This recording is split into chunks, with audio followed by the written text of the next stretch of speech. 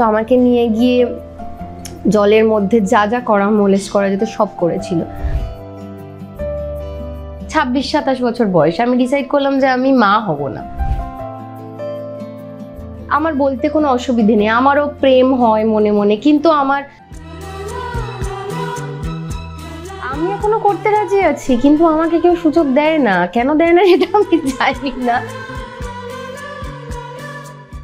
গর্বিত single mother, এই মাতৃত্ব, এই লড়াই কিভাবে মোটিভেট করো? দেখো, জীবনে বাঁচার দুটো অপশন আছে, ইদার তুমি বাঁচো অর তুমি মরে যাও। মরে যাওয়াটা খুব ডিফিকাল্ট টাস্ক।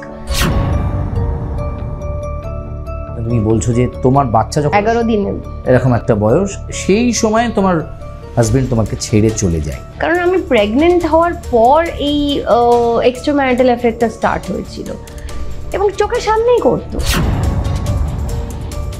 মেয়ে কখনো বাবার কথা জিজ্ঞেস করে না যে কোনো বন্ধুরা বাবার কোলে ওঠে, বাইকে চড়ে আসে, গাড়িতে যায়, বাবা আসছে নিতে জানে। কিন্তু যেটা হলো যে ও দেখছে যে যাকেই দেখতো, যে কোনো পুরুষের সাথে মিশলেই বলতো এটা কি আমার বাবা, তুমি একে বিয়ে করে নাও, বাবা করে নাও। একবার যদি ও বুঝে যায় যে ওর বাবা নেই, ওকে আর কোনোদিন কষ্ট পেতে হবে না। আর আমার এটাই মনে হয় যে ছেলেগুলো যারা এক্সট্রা ম্যারিটাল অ্যাফেয়ার করে, বউয়ের সাথে থাকতে পারে না, মানে খুব খারাপ লাগবে শুনতে, কিন্তু তাদের ঢক নেই মুখের ওপর বলা যে আমার তোমাকে ভাল লাগছে, আমি থাকবো না। হার্ডেলস গুলো পার করলে সেন্ট্রাল ক্যারেক্টার পাওয়া যাবে, এরকম কখনো এসেছে প্রস্তাব প্রডিউসারদের পক্ষ থেকে? পর্নোগ্রাফি ফিল্ম নিয়ে, যেটা ইয়ের প্রথম কাজ ছিল, খুব সুন্দর ছবিটা। তো বললো যে যারা প্রডিউসাররা যাচ্ছেন তাদের সাথে একটু রাতে শুতে হবে, কথাটা বলছিলাম। হ্যাঁ, এটা কি বড় ব্যাপার আছে, শুয়ে পড়বো রাত্রিবেলা গিয়ে। কি খুশি লোকটা, একজন না দুজন, বলছেন দুজন। আর আপনি? লোকটার মুখটা পুরো চকচক করে উঠলো।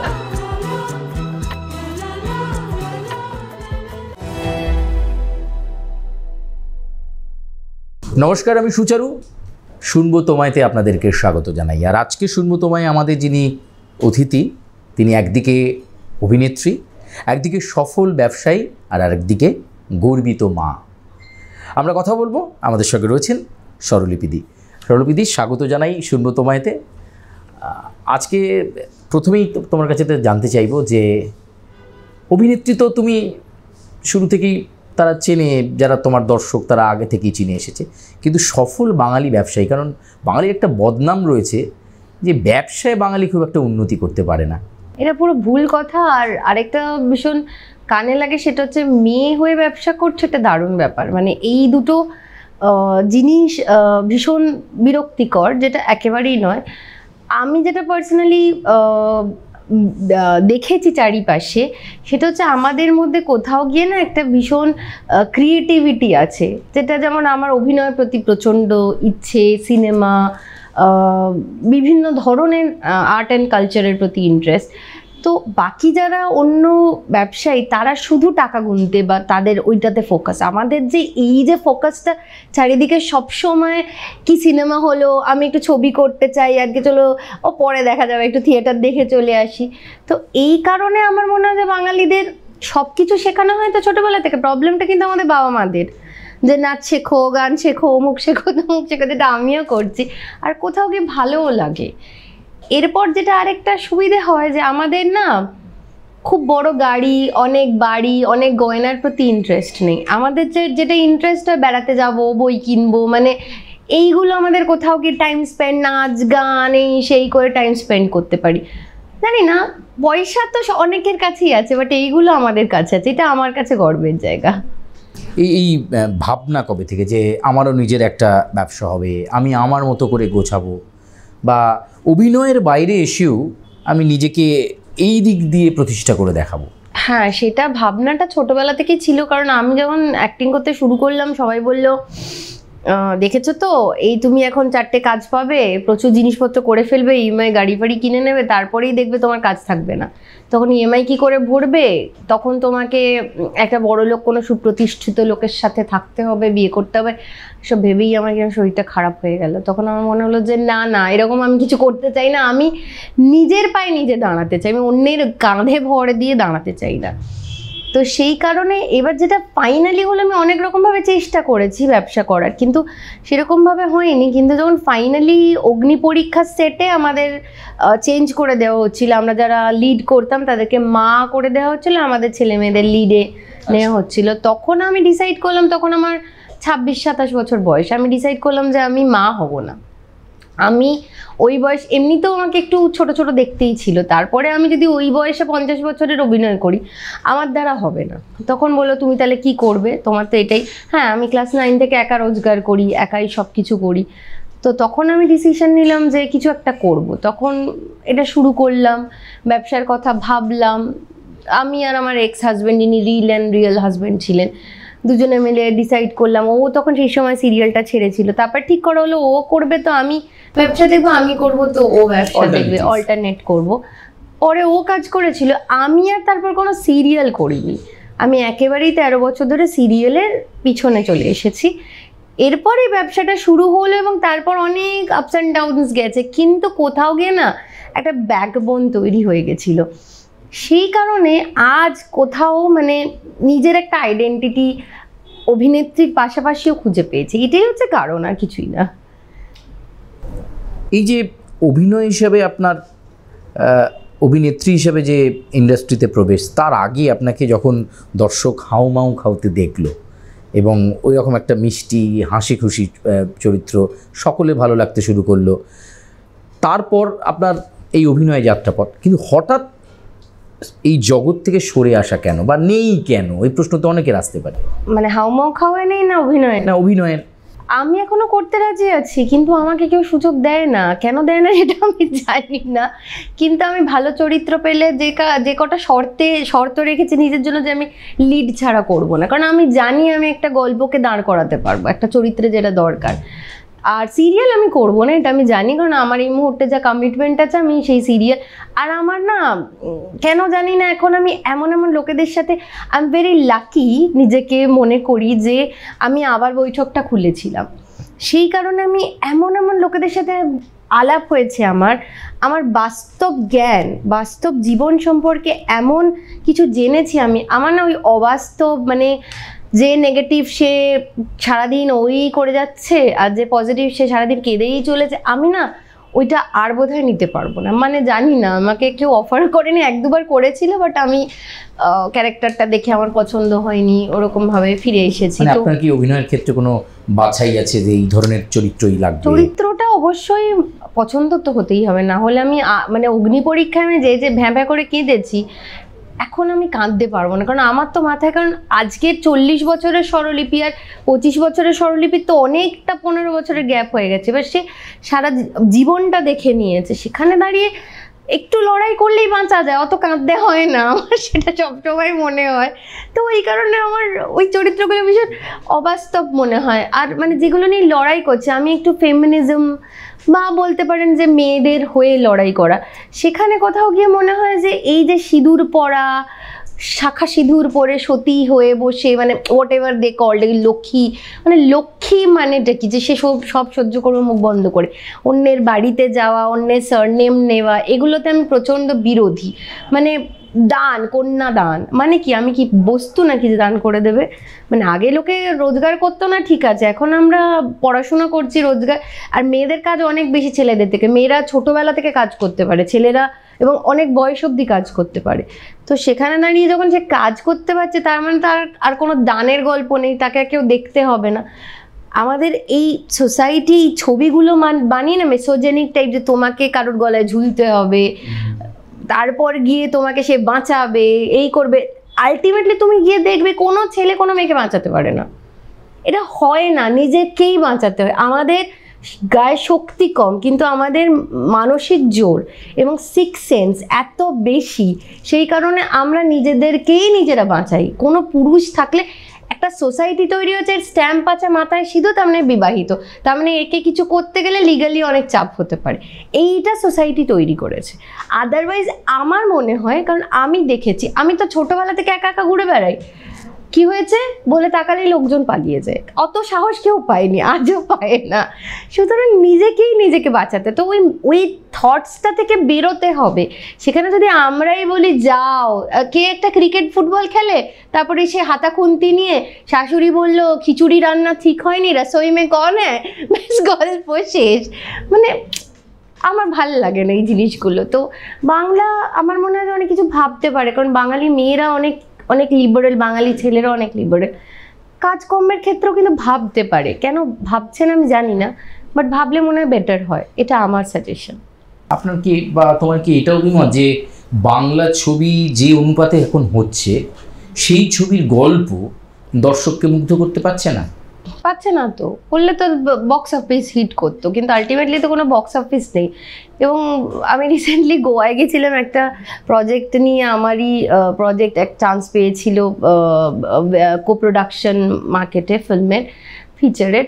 তো আমি ডিরেক্টলি নেটফ্লিক্সকে জিজ্ঞেস করেছিলাম যে আপনারা বাংলা ছবি নেন না কেন, পেয়েছি, কারণ সবাই বলে আমাদের পাত্তা দেয় না। বলছে ভালো হলে নেব না কেন, আপনার কি ভালো লাগে? আমি তো আর উত্তর দিতে পারলাম না, আমার সত্যি ভালো লাগে না। আমি ছবি দেখতে, আমি মায়ানগর, ছোট লোক, মায়ার জঞ্জাল, এই ছবিগুলো যত দেখেছি, তারপরে যদি কোনো ছবি বলে সামহাউ কিছু একটা কম আছে। সেটা কেন কম আছে আমি বলতে পারবো না, সেটা যারা করছেন, যারা বানাচ্ছেন তাদের দায়িত্ব। কিন্তু কোথাও গিয়ে না ভীষণ ক্যারেক্টারের সাথে, গল্পের সাথে, পরিবেশের পরিস্থিতির সাথে সব কিছু কেন খাপ খাচ্ছে না। আমার সেটাই মনে হয়, জানি না, মানে কোথাও সেই কেউই দেখতে চাইছে না, তাহলে তো বক্স অফিস হিট করতো। তোমার যারা দর্শক বা ফলোয়ার তারা বলেন যে তোমার কথা শুনলে তারা মনে একটা নতুন সাহস পায়, নতুন লড়াই করতে পারে। এবং অনেকে বলে যে স্বরলিপি এমন কিছু কথা বলে আমি হয়তো সেই হতাশা কাটিয়ে আবার নতুন করে কিছু ভাবনা। তো এই শক্তি কোথা থেকে আসে? এবং তুমি গর্বিতভাবে বলো যে তুমি একজন গর্বিত সিঙ্গেল মাদার। এই মাতৃত্ব, এই লড়াই কিভাবে তুমি মোটিভেট করো? দেখো, জীবনে বাঁচার দুটো অপশান আছে, ইদার তুমি বাঁচো অর তুমি মরে যাও। মরে যাওয়াটা খুব ডিফিকাল্ট টাস্ক, আমি তো পারবো না ভাই, মানে আমার দ্বারা হবে না। তার থেকে বাঁচতে হবে। এবার বাঁচতে গেলে জীবনে অনেক কিছু আসবে, যেন খেতে গেলে একদিন ভালো খাবার, একদিন খারাপ খাবার, সেটা নিয়ে বাঁচতে হয়। এবার খারাপ খাবারগুলো সব থেকে ভালো হয়, টেস্টলেস খাবার হচ্ছে তোমার শরীরের জন্য সব থেকে ভালো। এবার খারাপ জিনিসগুলোকে যদি আমরা ভালো হিসেবে নিতে শুরু করি না, যেমন ধরো আমি বলছি, আমার যিনি এক্স, তিনি আমাকে যখন বলে গেছেন তোর দ্বারা কিছু হবে না, তুই ঘুমিয়ে থাকিস, তুই ইংরেজি পারিস না, আমাকে একটা চ্যালেঞ্জ জুগিয়ে গেছে ছোটোবেলা থেকে। যখন কেউ নেগেটিভ বলে না, দেখেছিস তো পাশের বাড়ির ছেলেটা বা মেয়েটা কি ভালো পড়াশোনায়, তুই পারিস না, আমার মনে হয় ওটা পজিটিভলি নেওয়া উচিত, যে তোমার ভালোটা কি খুঁজে বার করো, খারাপটা কি থেকে ভালোটা কিটা যদি আমরা খুঁজে বার করি। আর একটা হচ্ছে যে আমাকে ভালো থাকতে হবে, কারণ তুমি ভালো না থাকলে তুমি কাউকে ভালো রাখতে পারবে না, এটা আমার মনে হয়, এটা আমার থিওরি। কারণ আমি যখন হাসি খুশি থাকি, আমার মনে হয় আমার চারিপাশের লোকেরা খুব আনন্দে আছে। যেই আমি দুঃখী হয়ে বসে থাকি, এক তো আমাকে কেউ ভালো করবে কি করে তাদের কোনো জানা নেই, কারণ আমিও কাউকে খুশি রাখতে পারবো না, সেও জানে না আমাকে কী করে খুশি রাখা যায়। একটাই উপায়, তুমি নিজেকে খুশি রাখো, তার জন্য সুস্থ থাকো। এক্সারসাইজ হচ্ছে মাস্ট, ভেরি ইম্পর্টেন্ট পার্ট। মানে যদি তোমার শরীর শক্তপোক্ত থাকে, শরীর কথা বলে, তাহলে তোমার মন কথা বলবে। আর যদি মনে খুব অ্যাংজাইটি, ডিপ্রেশন হচ্ছে, যেটা আমিও নিয়েছি, হেল্প লাগে, কারণ একা লড়াই করার না একটা বিশাল শক্তি লাগে। আমি মেডিকেল হেল্প নিয়েছি, অবভিয়াসলি আমি সাইকিয়াট্রিস্টের কাছে গেছি, কান্নাকাটি করেছি, আমিও কাঁদি, আমিও মানুষ, মানে মানুষ আর রোবটের এটাই ডিফারেন্স, তার অনুভূতি আছে, তো আমার আছে, আমার বলতে কোনো অসুবিধে নেই, আমারও প্রেম হয় মনে মনে, কিন্তু আমার সার্কামস্ট্যান্সেসগুলো আমি জানি যে এই পরিস্থিতি থেকে আমার প্রেমটা ইম্পর্টেন্ট নয়, আমাকে সেখানে বেরোতে হবে।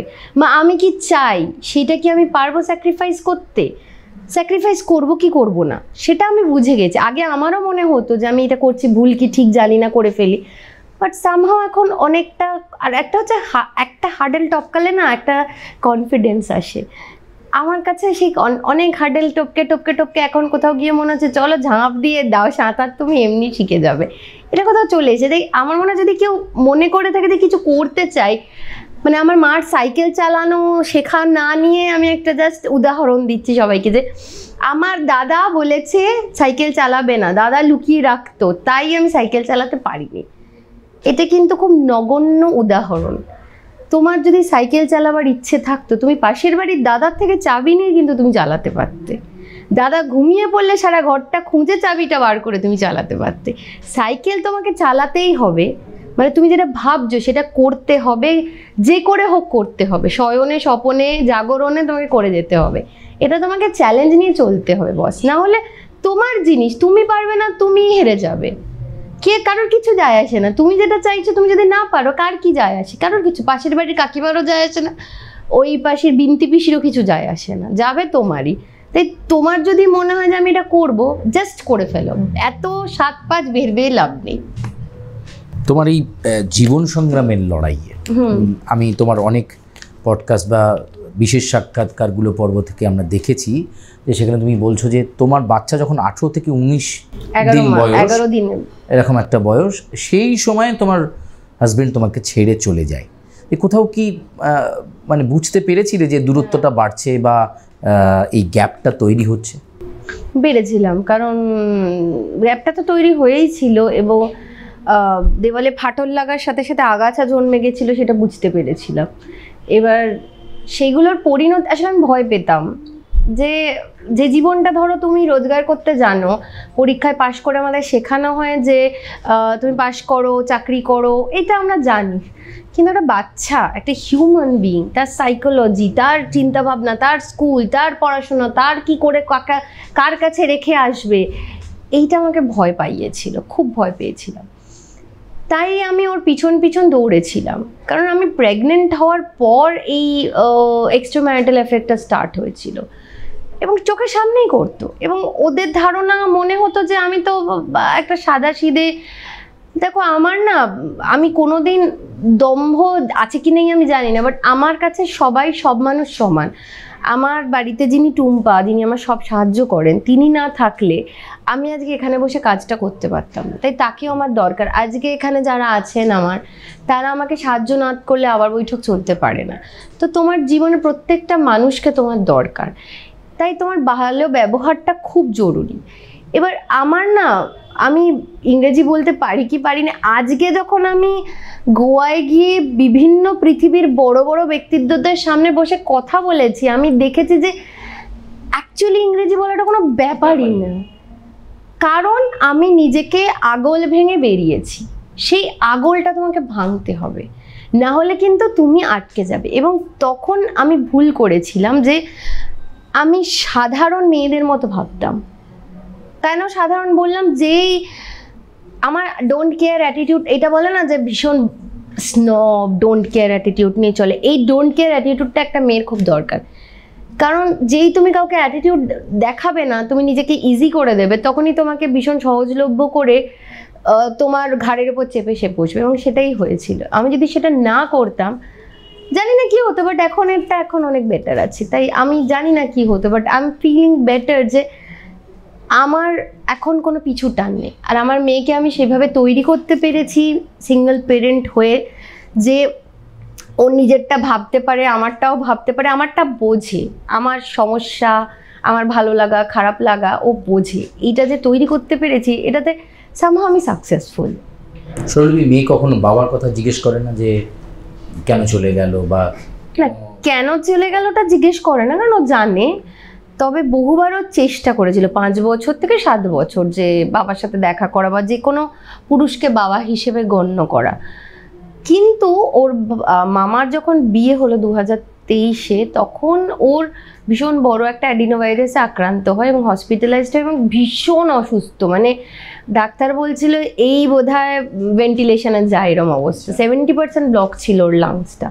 তো আমার তো অবস্থা, ভাইয়ের বিয়ে চলছে, এদিকে মেয়ে হসপিটালে, খুব খারাপ অবস্থা। তখন আমার কিছু ক্লোজ ফ্রেন্ডরা বললো আমি কি তাকে বলবো?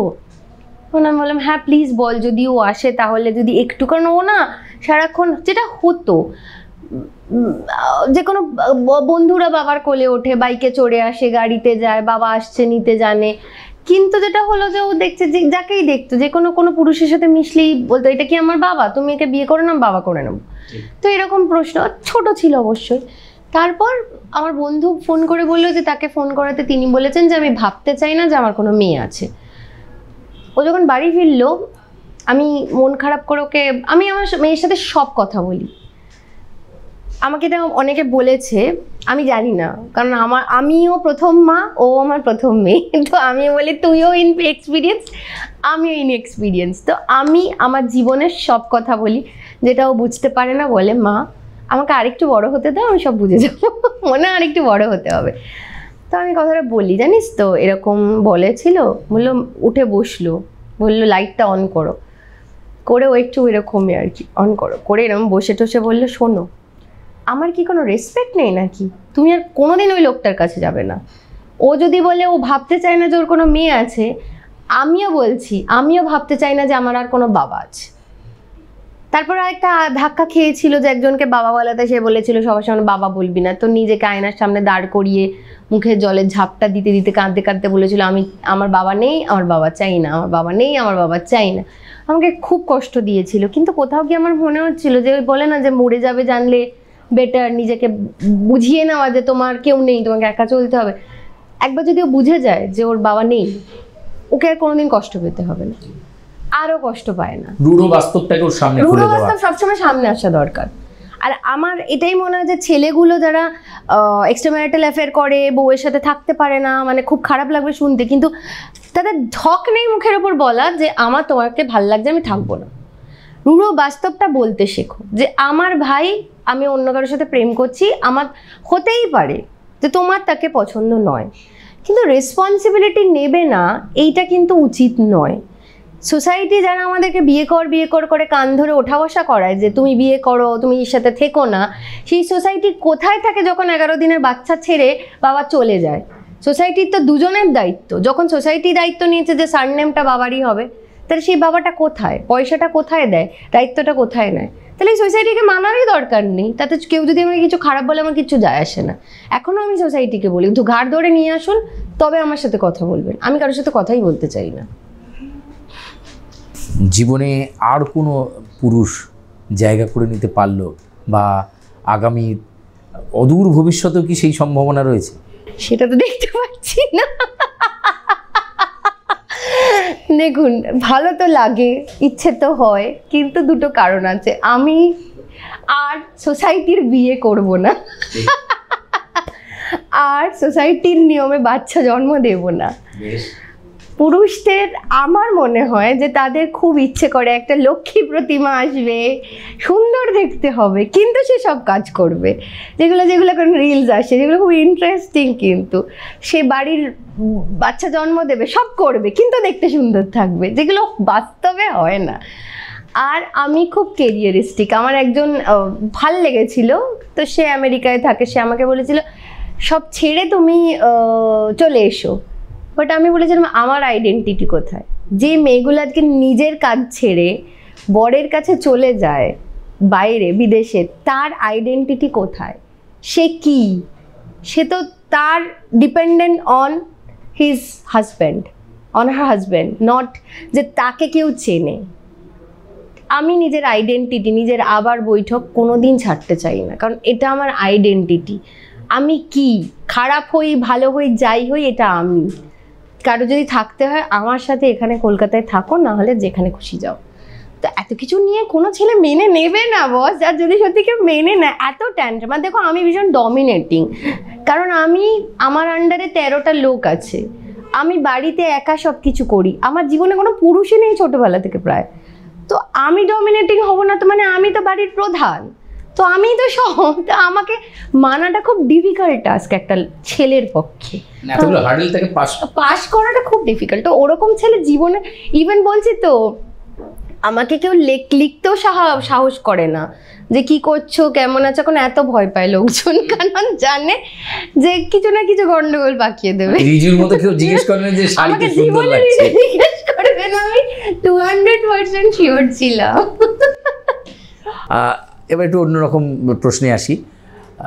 এখন তো জেনজির সময়, তো এই সময়ে শোনা যাচ্ছে অনেক নায়িকাই এই রকম অভিযোগ করেছেন যে প্রডিউসাররা তারা ভালো কাস্টিংয়ের কথা বলছে, ভালো চরিত্রের কথা বলছে, কিন্তু তার সঙ্গে আরও বাড়তি কিছু কথা বলছে, যে মানে কোয়ারিজগুলো বা যে হার্ডেলসগুলো পার করলে সেন্ট্রাল ক্যারেক্টার পাওয়া যাবে। এরকম কখনো এসেছে প্রস্তাব প্রডিউসারদের পক্ষ থেকে? এটা এখন কেন, বহুদিন থেকে।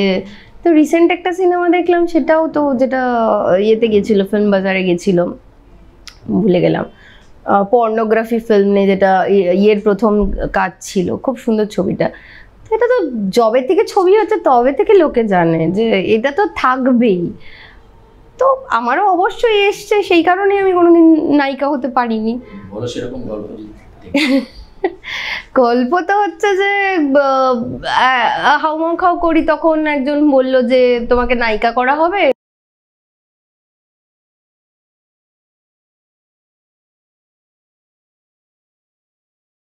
ছিলাম তো বলল যে প্রথম শর্ত হচ্ছে যে, খুব ভালো করে কথা বললো, অমুক ডিরেক্টর, অমুক সে, অমুক তমুক বললো, প্রথম শর্ত হচ্ছে, আশাক ধানুকার ইয়েতে ছিল বোধহয় এটা পুরোটা, প্রথম শর্ত হচ্ছে তোমাকে ডেট দিতে হবে। তখন আমি সিরিয়াল করি চুটিয়ে, আমি বললাম ওকে। সেকেন্ড শর্ত হচ্ছে যে যা পোশাক দেওয়া হবে পরতে হবে। আমি বললাম হ্যাঁ ঠিক আছে, তার জন্য আমাকে যদি আগে থেকে বলা হয় আমি নিশ্চয়ই সেগুলো নিয়ে ওয়ার্কআউট করব। তারপরে হলো গার্জিয়ান নিয়ে যাওয়া যাবে না, খুব ভালো কথা। তারপরে বললো ডান্স জানতে হবে, ঠিক আছে ওটাও আমি জানি। এবার বললো পঞ্চম শর্তটা খুব ইম্পর্টেন্ট শর্ত। তো আমি বললাম যে এটা আগেই বলতে পারতেন, শেষে কেন গেলেন? ইম্পর্টেন্ট শর্ত সবসময় শুরুতে দেয়। তো বললো যে যারা প্রডিউসাররা যাচ্ছেন তাদের সাথে একটু রাতে একসাথে থাকতে হবে, রাতে শুতে হবে, কথাটা বলছিলাম। হ্যাঁ এটা কি বড় ব্যাপার আছে, শুয়ে পড়বো রাত্রিবেলা গিয়ে, কি খুশি লোকটা হলো। তারপরে না, এবার আমি তো বুঝতে পারছি, আমি তো ওর ইয়ে করছি আর কি। তো বলছে যে না তুমি কি বুঝতে পেরেছো কি বলতে চাইছি? বললাম হ্যাঁ ঠিক আছে, আমার তো বন্ধু, আমি তো কোয়েট স্কুলে পড়েছি, কোয়েট কলেজে পড়েছি, আমার কাছে ছেলে মেয়ে সব এক, তো থাকবো, ঘুরবো ফিরবো, আমরা একসাথে থাকবো, ডরমিটরিতে অনেক থেকেছি। যে না স্বরলিপি, এটা বলতে চাইছি না, আমি বলতে চাইছি যে মানে সেক্সুয়ালি ইনভলভড হতে হবে। তখন বললাম ও আচ্ছা বুঝতে পেরেছি। একজন না দুজন? বলছেন দুজন। আর আপনি? লোকটার মুখটা পুরো চকচক করে উঠলো। তারপরেই এবারে আমি ছাতাটা গোটাতে গোটাতে এরকম করে ঠাকাস করে খুলে নিয়ে ওনার সামনে বললাম যে বুঝলেন তো, এই ছাতাটা না ভীষণ বাজে, যেখানে যখন তখন ঢুকে যেতে পারে। তো আমার মনে হয় আর আমাকে ফোনটা করবেন না, কারণ যদি করার হতো আমি অনেক দিন আগেই ছবিটা করে ফেলতাম। আমি এই ধরনের কাজে একেবারে ইন্টারেস্টেড নই, আমি অভিনয় করতে চাই। অভিনয়ের বাইরে আর কোনো কাজ করতে পারি না আমি, অ্যাকচুয়ালি আর করতে চাইও না। আপনারা তো অন্য জায়গা থেকেও পেয়ে যেতে পারেন, মানে শুধু অভিনেত্রী চাই এরকম তো কোনো দিব্যি দেয়নি কেউ আপনাকে। তো প্লিজ আমাকে আর বিরক্ত করবেন না বলে বেরিয়ে চলে এসেছিলাম। তাছাড়াও যেমন একবার হয়েছিল যে এই যে চ্যালেঞ্জ সিনেমাটাতে, চ্যালেঞ্জ না আই লাভ ইউ, ওটাতে মোনালিসা যে ক্যারেক্টারটা করেছিল, তো ওটা আমাকে সিলেক্ট করা হয়েছিল। আর একটা বুম্বাদাসি কেওড়া কেওড়া সিনেমাটার গানটা নামটা মনে নেই, তো ওটার বোন ছিল একটা ক্যারেক্টার, দুটো একসাথে করা হলো ভেঙ্কটেশ থেকে। তো আমাকে ড্রেসের কস্টিউমের জন্য বলা হলো যে অগ্নিমিত্রা পলের বাড়িতে গেলাম। তো আমাকে একটা এরকম দুটো মানে 2 পিস দেওয়া হলো। এবার 4-5 দিন পরেই শ্যুট। তা আমি বললাম যে আমি না এটা পরতে পারবো, কারণ আমি তো আমার যারা এক্সারসাইজ করে তাদের একরকম চেহারা হয়, যতই ছোট ওই বাচ্চা ওই যাই হোক, আমাদের বাঙালিদের চেহারা অন্যরকম। তো ওটা যাবে না, আমি জানি আমাকে যাবে না। আর আমি যদি ওটা পরি, আমার যে আবার বৈঠকের একটা পরিচিতি তৈরি হয়েছে, মানে সেসব তো পরের কথা, আমি কমফোর্টেবল হব না, কারণ আমি তখন অত কমফোর্টেবল ছিলাম না পোশাকটাতে। তো আমি বললাম যে কোনো সুইমস্যুট বা শর্টস বা এরকম কিছু যদি হয়, বললো না যেটা দেওয়া হয়েছে সেটাই পরতে হবে। তো তখন আমি ওটা ওনাদেরকে চেকটা ফেরত দিয়ে এসেছিলাম। তখন আমাকে বলেছিলেন যে তোমরা আমাদের কাজ ছেড়ে দিচ্ছ, তুমি আর কাজ করতে পারবে? এটা আমার মানে তখন বলেছিলাম। আজকে দেখলাম একজন প্লেয়ার বলেছিলেন যে আমি গোল্ড নিয়ে আসবো, সেই নিয়ে নাকি ওনাকে বলা হয়েছে যে উনি এত গর্বিত। যাই হোক, আমি তখন গর্বের সাথে বলেছিলাম আমার গ্র্যাজুয়েশন হচ্ছে, আর 1 মাস পর আমি গ্র্যাজুয়েট হয়ে যাব, আমি গাড়ি চালাতে পারি, আর একটা সব থেকে ব্লেসড যে আমার হাত পা চোখ, আমি একটা সুস্থ মানুষ, অ্যাক্টিং করবো না, অন্য কাজ করব, কিন্তু আমি যেটা পারবো না সেটা আমি করব না। মানে তখন থেকে কিন্তু আমি এরকমই আর কি, যে যেটা করব না মনে করে আমি সেটা করব না। কারণ আমার মনে পড়ে আমি আয়নার সামনে দাঁড়িয়ে যদি নিজেকেই নিজের ভালো লাগাতে না পারি, কারণ সবার আগের হিরোইন তো আমি নিজের জীবনে, আমার যদি নিজের প্রতি ঘৃণা চলে আসে, আমার তো আর কাউকে ভালো লাগবে না। তখন তো আমার ওই যে বললাম তখন ডিপ্রেশন, অ্যাংজাইটি, কী করলাম কেন করলাম। আজকে আমার মনে আমি যা করেছি বেশ করেছি, কম্প্রোমাইজ করিনি, লড়েছি। জীবনে দুটো জিনিস করতে হয়, এক হচ্ছে কম্প্রোমাইজ, আর না তো প্রচুর পরিশ্রম।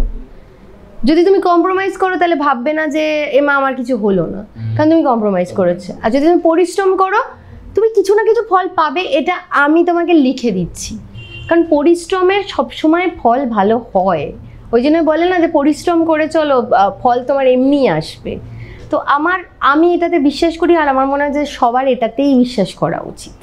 তোমার এই আবার বৈঠকের মধ্যে দেখলাম একটা সুন্দর বুক সেলফ, মানে ভীষণ লোভ হলো এতগুলো বই এর দেখে। তো তুমি নিশ্চয়ই পড়তে খুব ভালোবাসো। তো এই সময়কালে যেখানে তোমার মেয়েকে নিয়ে তোমার লড়াই চললো, তুমি আবার বৈঠকটাকে আবার নতুন করে সাজালে, কার লেখা তোমাকে অনুপ্রেরণা দিল, যে মনে হলো যে এই লেখকের লেখায় আমি জীবনে নতুন একটা উদ্দীপনা পেলাম, একটা বাঁচার রসদ পেলাম? দেখো, লেখা তো জানি না, আমি যখন প্রেগনেন্ট ছিলাম আমি তখন, এরপর খুব কম বই পড়েছি, কারণ আমি একদম সময় পাই না বই পড়ার। সিনেমাটা দেখি যে ফাস্ট দেখা যায়, বই না এত ফোকাস করতে হয় যে আমার হয় না। আর তো আমাকে চার্লি চ্যাপলিনের লাইফ খুব ইন্সপায়ার করেছিল, যখন পড়েছিলাম বায়োগ্রাফি আমাকে খুব ইন্সপায়ার করেছিল। লতা মঙ্গেশকর খুব ইন্সপায়ার করেছিলেন, আরও 2-3 জন পড়েছিলাম মনে নেই। বাট চার্লি চ্যাপলিনের লাইফ, মানে মা অসুস্থ, মাকে রিহ্যাবে নিয়ে যাচ্ছে, আর তখনও রাস্তায় দাঁড়িয়ে লুকিয়ে লুকিয়ে কাজের জন্য চলে যাচ্ছে, ওই সময়টা যে চার্লি চ্যাপলিনের ভেতরে কি হয়েছিল মানে। আর রিসেন্টলি আমি খুব মন খারাপে ছিলাম যে আমি কী করছি, কেন করছি। মানে আমরা নিজেরা রোজ প্রশ্ন করি যে পৃথিবীতে কী কারণে এসেছি। তো একলামের ঘোরাঘুরি, লাস্ট্রাদা প্রকাশন, আমাদেরই প্রকাশন এটা, ওখানে একলামের ঘোরাঘুরি 18-19টা মেয়ে একা একা ঘুরে বেড়ায়, তারা কীভাবে নিজেকে সেভ করে, এইভাবে নিজেকে প্রোটেক্ট করে। তো সেটা দেখে আমি আবার বেরিয়ে পড়লাম। আমি ঘুরতে খুব ভালোবাসি, ওটা আমার মনের রসদ আর কি, যা দুঃখ বেদনা। তো আমি যেটা করলাম, আমি গাড়ি চালানো শুরু করলাম। মানে আমি তো গাড়ি চালাই, 18 বছর হলো আমি গাড়ি চালাই। তো আমি একা একা প্রায় 1000 কিলোমিটার মাকে মেয়েকে নিয়ে বা কখনো একা বেরিয়ে পড়লাম। তো ওই যখন তুমি হাঁপিয়ে যাবে, নতুন কিছু খুঁজতে হবে, যে কী করে নিজের ওই আবার এনার্জিটা আনতে হয়। তো এইগুলো হচ্ছে ইন্সপায়ার করে আমাকে। অনেকক্ষণ ধরে কথা হচ্ছে, এবার একটু জানতে চাইবো যে এই যে হাউ মাউ খাও, তা এই শোটার যে জনপ্রিয়তা, এবং তোমার কাছে প্রচুর চিঠি আসতো, কোথাও মিস করো না সেই দর্শকদেরকে? কোথাও মিস করো না যে আবার এরকম একটা শো যদি তুমি হোস্ট করার মতো জায়গায় আবার নিজেকে দেখতে পাও, বা আবার দর্শকদের সঙ্গে তোমার কানেকশনস তৈরি হয়? আসলে আমার না একটা ভালো লাক আছে কিনা আমি জানি না, আমি যাই করি মোটামুটি সেটা খবর হয়েছে। তো করোনার সময় আমি একটা করেছিলাম, চা খাবো না চা, ওইটা একটা পপুলার হয়েছিল। আমি যেখানে যাই ওইখানে একটা গুঞ্জন চলে। তারপর এখানে একটা কিছু ঝামেলা হয়েছিল চাঁদা নিয়ে, সেইটা সেভ করেছিলাম, আমরা অনেকেই করেছিলাম। তো যাই হোক, সেটা নিয়ে একটা গুঞ্জন চলে। এখন আমি একটা পডকাস্ট করছি, তো পডকাস্টটা আবার বৈঠক নামে, তো সেইটা বেশ পপুলার হয়েছে। লোকে দেখলেই, আমার তো গোয়াতে গেলাম, ওখানেও লোকে বলছে যে কি ভালো, এবং আবার বৈঠকের একটা টাচুট নাম ডাক হয়েছে ক্রিয়েটিভ লোকেদের মধ্যে অন্তত। তো সেইখানে এইটা কিন্তু কনস্ট্যান্ট চলতে থাকে মানে। আর এখন আমার একটুও দুঃখ হয় না, কারণ বাংলাতে অ্যাকচুয়ালি আমি যেখানে রেখে এসেছি তারপর এরকম হয়েছে, এরকম হয়নি। তো আমারটাতে কোনো দুঃখ নেই যে আমি কেন বাংলাতে কিচ্ছু করি না, বা ওই হ্যাঁ, তবে রোল ক্যামেরা অ্যাকশনটা মিস করতাম। কড়াক সিং করলাম যখন, তখন খুব মিস করছিলাম, এবং খুব মনে হচ্ছিল কতদিন কাজ করিনি। এই পডকাস্টটা করে অন্তত এই ইয়েটা, মনের ইচ্ছেটা আবার পূরণ হয়েছে যে করব। বাট আমি দেখেছি যে কোনো ভালো কাজ করতে গেলে সব থেকে দরকার হচ্ছে পেশেন্স। ধৈর্যই হচ্ছে তোমার জীবনের সব থেকে বড় সম্পদ। যদি তুমি ধৈর্য রাখতে পারো জীবনে, তাহলে মোটামুটি অনেক কাজ তুমি করে ফেলতে পারবে। তো ওটাই রাখার চেষ্টা করে যাচ্ছি। স্বরলিপি প্রডিউসারদেরকে ছাতার খোঁচা দেয়, প্রডিউসার না, ওটা অন্য লোক ছিল, কাস্টিং এর ওই যাই হোক ব্রোকার। এবং সেখানে স্পষ্ট সে জানিয়ে দেয় যে আমি কোনো কম্প্রোমাইজে যেতে রাজি নই। কিন্তু এই স্বরলিপিকেই যখন মিডিয়া পার্সোনালিটি মীর এমন একটা কথা বলল যেটা লোক সমাজে তাকে খুব যন্ত্রণা দিল, ব্যথা দিল বা খুব ছোট মনে হলো, তখন কেন সে রিয়্যাক্ট করলো না? কারণ আমার মা সবসময় বলতো চুপ করে থাক, যাকে যা হচ্ছে বাদ দে। মানে আমার ছোটোবেলার একটা ঘটনা বলি, আমি যেতাম যখন সুইমিং করতে ক্লাস 8-এ, আমি আমার বন্ধু করতাম, তার বাড়িরই একজন কাকু পুকুরে সুইমিং করাতো। তো আমার বন্ধুটির পিরিয়ডস হয়েছিল বলে নামেনি, আমি নেমেছিলাম। বন্ধুর বাবা এবং ওরা সবাই আমার বাবার বন্ধু ছিলেন।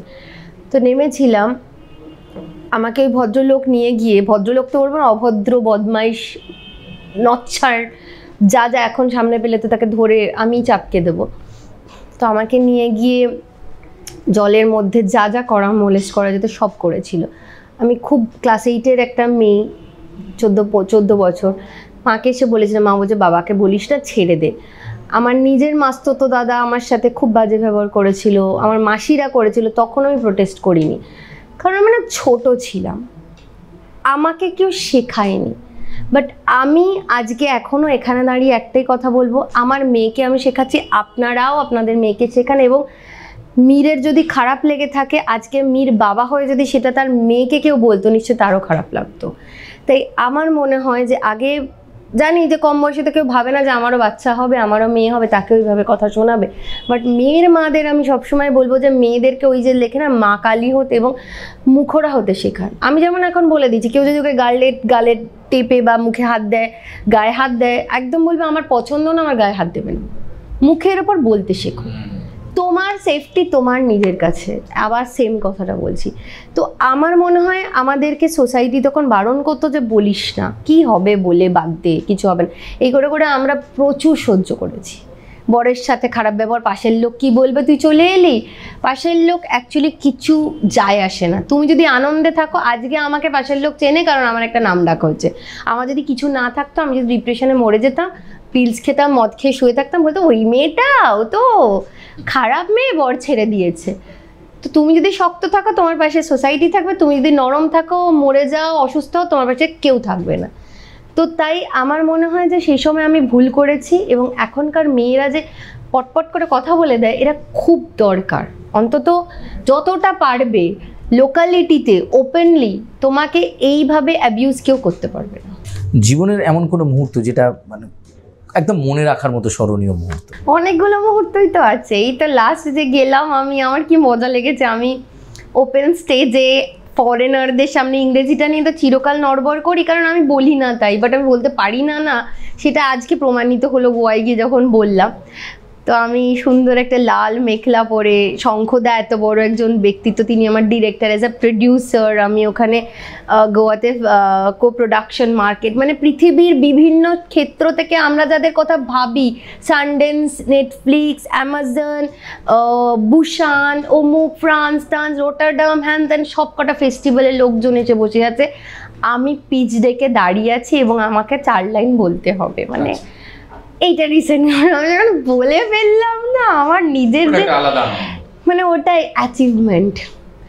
আমি স্কুটি চালাতে পারছিলাম না, আমি চালিয়ে নিলাম খানিকটা, এটা একটা অ্যাচিভমেন্ট। তো আমার নিজের জীবনে মনে হয় যে আমার সব থেকে শ্রেষ্ঠ কাজ করেছে একটা মেয়ে যখন মা হয়ে একা বাচ্চাকে দুধ খাইয়ে ব্যবসা সামলে এখনও যে দাঁড়িয়ে আছি, এটা যে করেছি, আমার মনে হয় আমি সব থেকে বড়ো কাজ করেছি জীবনে। ওই কাজটা না, অন্যকে নিয়ে কাজ করার মতো কঠিন কাজ আর কিচ্ছু নেই পৃথিবীতে। যে কথা বলতে পারে না, যে কিচ্ছু জানে না, সেও অসহায়, তুমিও অসহায় তাকে নিয়ে। তো আমি যে করেছি, যে মানুষটা তাকে এইভাবে অসহায় রেখে ছেড়ে চলে গেছে, সেই মানুষটার মতো খারাপ সোসাইটিতে লোক হয় না, এটা আমার ধারণা। শুনবো তোমায়, প্রায় শেষের দিকে আমরা চলে এসেছি। মেয়েকে কি দশভুজা মা দুর্গা বানাতে চাও? সবাই মা দুর্গা, মেয়েরা দশভুজাই হয়, যে কোনো মেয়ে। ওই যে লাপাত্তা লেডিসে বলেছিল না যে তুমি নিজে রোজগার করতে পারো, নিজে বাজার করতে পারো, নিজে রান্না করতে পারো, খেতে পারো, গোছাতে পারো, তো মেয়েরা দশভুজাই। তো আমার মনে হয় প্রত্যেকটা মেয়ে দশভুজা। আমার মেয়ে কি হবে আমি জানি না, বাট এখন থেকেও খুব নিজেরটা নিজে বোঝে, যেটা প্রত্যেকটা বাচ্চাকে বোঝা দরকার। ও একা একা সব পারে করতে, এখন প্রায়ই লাগে না আমাকে। তো আমার মনে হয় যে এই রকম তৈরি হওয়া দরকার, একটা ছেলে হোক একটা মেয়ে হোক, তাদেরকে তৈরি হতে হবে, এরকম দশভুজা ছেলেদেরও হতে হবে, মেয়েদের। ওই পারি না, হয় না, হচ্ছে না, হতে পারে না, এসব হয় না, তোমাকে চেষ্টা করতে হবে। আমি এরকম ফ্লাইটে যেতে যেতে বা এই এখন প্রচুর পরিস্থিতি, যেমন অনেক বাবা আছে মারা 3-4 মাসের বাইরে কাজে চলে গেছে, বাচ্চারা 2-3 মাসের বাচ্চা থেকে 4-5 বছরের বাচ্চা সামলাচ্ছে, তো পারে না বলে কিচ্ছু কাজ হয় না। সবাই সব পারে, ইচ্ছেটা থাকতে হবে, আর ওই তোমাকে তৈরি করতে হবে মাটির ডেলা। তাই ছেলেদের মা হোক মেয়েদের মা হোক, তাদেরকে স্বাবলম্বী তোমাকে তৈরি করতে হবে। মা বাবা, sorry, it's my mistake, I am very sorry for that, কারণ বাচ্চাটা দুজনের, পুরো সোসাইটির। তাই সবাইকে দায়িত্ব নিয়ে তাদেরকে তৈরি করতে হবে। অনেক ধন্যবাদ। আমরা কথা বলছিলাম স্বরলিপির সাথে, এবং শুনবো তোমায়তে আজকে শুনলেন আপনারা, এবং এই যে মেয়েদের জীবনের সংগ্রাম কিভাবে চলা উচিত, এবং অনেক কিছু না পারা থেকে চেষ্টা করলে কত কিছু পারা যায়, সেটা শুনলেন স্বরলিপির মুখেই। শুনবো তোমায়তে আরও এরকম অনেক অতিথি আর তাদের এরকম অনেক অজানা কথা আপনাদের সামনে আমরা বারে বারে রেখে যাব। তবে আজকের মতো এ পর্যন্তই, ধন্যবাদ।